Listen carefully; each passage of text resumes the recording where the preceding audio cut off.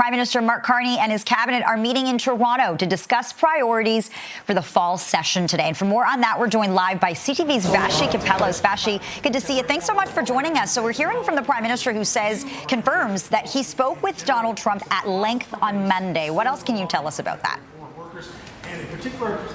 Well, a couple of things. This is the second conversation in about a week or so after an extended period of no conversations between the two when things were especially fraught between Canada and the United States, and the whole prospect of any kind of agreement had kind of fallen by the wayside. So there is not a new agreement, but the fact that they are at least engaging in conversation is, at least according to the people around the Prime Minister, a good sign. That's what they say. I do think the subject of the conversation, in the way in which the Prime Minister conveyed it, is also significant. He said that they were focused on sectoral tariffs that remain. If there is going to be any progress on that, that will be the telltale sign of any kind of win for Canada, because that is really the punishing part of what the United States is doing right now. Most of our trade remains covered tariff-free by CUSMA, the free trade agreement between the two countries, our two countries. But steel, aluminum, copper, they have 50%, like there's a 50% tariff on steel and aluminum, which has decimated those sectors. And so that is where really the test of this back and forth will be, and whether Canada can get any wins.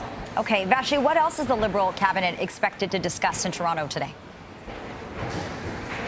Well, look, I know a lot of people in the Greater Toronto Area who are watching right now are especially concerned about what seems like a lot of very significant crime lately.